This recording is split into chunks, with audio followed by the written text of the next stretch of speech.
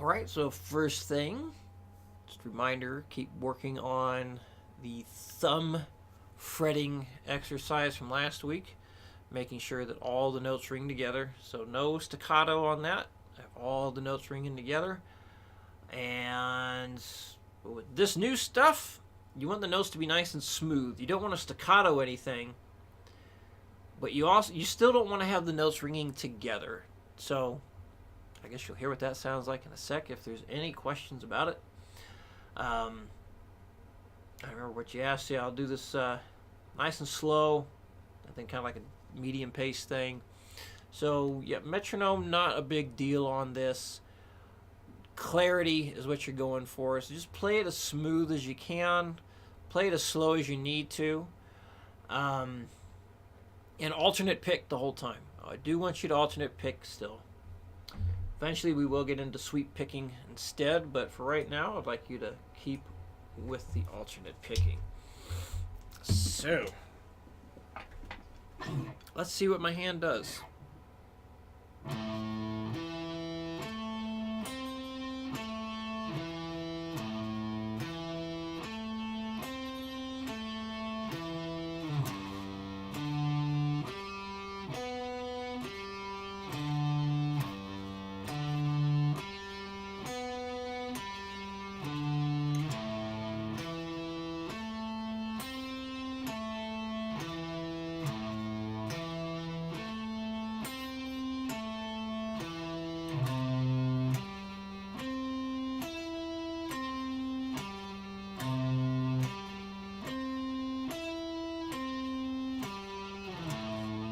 And the repeat there. So I'm noticing when I'm going real slow like that, my thumb doesn't want to jump over the top. So probably I'll play it at a more medium pace here. Use YouTube's feature to slow things down by half speed. So I think they have like 0.75% slower and then half speed, maybe 0.25. I don't remember, but yeah. So if you, just in case you don't know about that, I don't think we ever talked about it. Let me see here. Let me bring that up a YouTube thing. All right, we'll have Joe Rogan. There was a time when you were at the top of the heap, where there was debate It's not showing my mouse as on this, to I like don't know why, what a bodybuilder it's should popping look up. like. So There was the like the little gear Frank Zane look, will be which was settings. like You click on a that, strong, and then you obviously speed. fit guy, but Yeah, much 75% smaller of and speed, just 55% symmetrical. so on. And then there was you that just came out like the fucking Hulk. So there you go. You can slow things down like that and get a better idea of what's happening hand-wise. So let's see what happens when I play this at a more medium pace for myself. Yeah, see, as soon as I start going that fast, I'll start doing it. So it's a very instinctual kind of thing.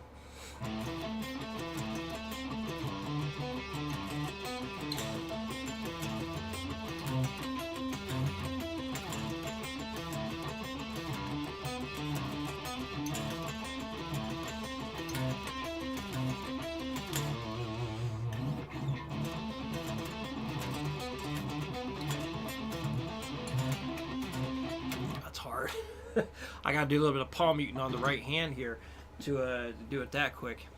So yeah, slowly. Where am I doing that? Seems like when I'm going quick, I just basically just start moving the thumb as I'm going, and then it's just kind of like the higher I go, the more the thumb comes over, and the lower I go, the thumb gets out of the way. Something like that.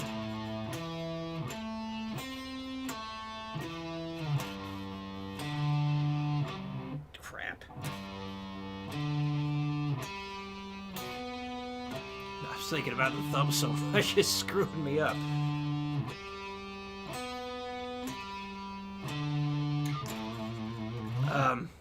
So yeah, basically, that's what it seems to be.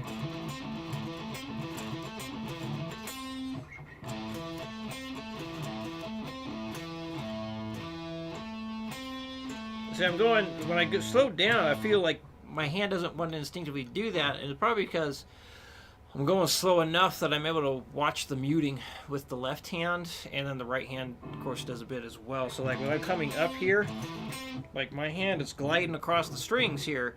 So, again, the higher up in pitch I go with the strings, the more my hand will move down towards the floor. It is such a backwards thing with guitar. Going this way is going up in pitch, although it looks like we're going up the strings. Well, we are going up strings. Looks like we're going down the strings because we're going towards the floor. But that's always a fun thing to... I've actually had to argue with a kid about it. He just would not listen to me. It was crazy. It's like, oh my God, I've never had somebody argue with me about this before.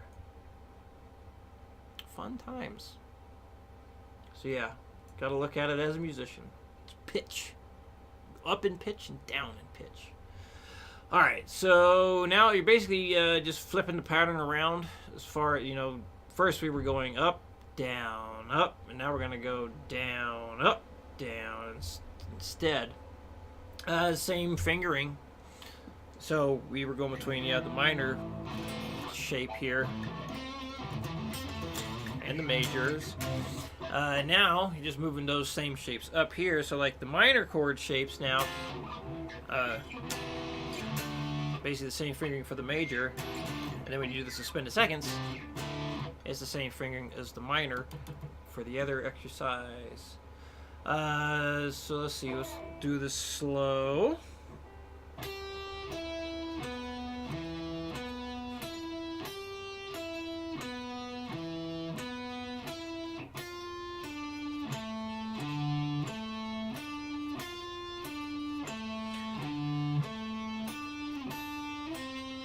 See, my thumb is already hanging out on the low E string to make sure that guy doesn't cause any trouble. I'm keeping my fingers really close to the strings here, so they're doing a lot of... Lost my place. They're doing a lot of adjacent string muting while I'm doing this.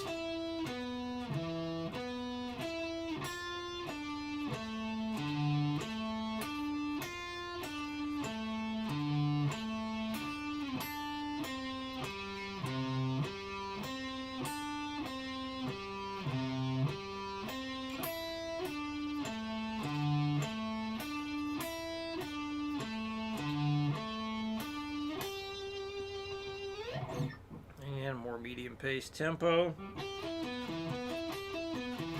Oh, the thumb wanted to go over the top that time. What a rascal. Crap.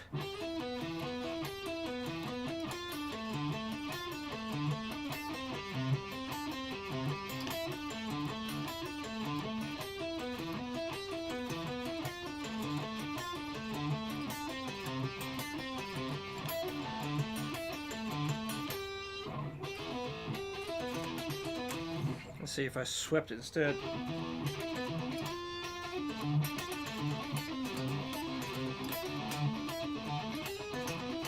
Ugh.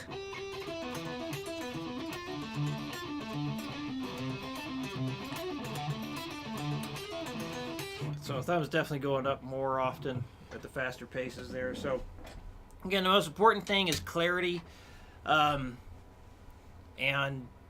getting rid of any unwanted noises. So, just as you take your time with it, if you notice, okay, well, in this particular arpeggio or chord shape that you're working in, if you notice things are happening, you basically have like 3 points I can think of at the top of my head to evaluate. So, look and see, like, okay, well, can my right hand do anything better? What can my left hand do better? And so basically, like, look at the left hand fretting, of the fretting hand, and see if it's, covering adjacent strings or unused strings. See if your right hand is floating off the strings or it's touching the lower strings that are not being used.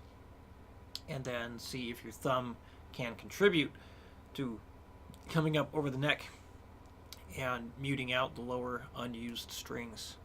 So, but it sounds so complicated when you say it, It's like, man, there's a lot going on just to keep unwanted noise from ringing out, but Once you get used to it, it becomes very second nature, and you don't even think about it anymore. But you got to be able to think about it first in order to not think about it. So, I think that covers everything. But yeah, let me know if you have any questions, and I'll see you next week.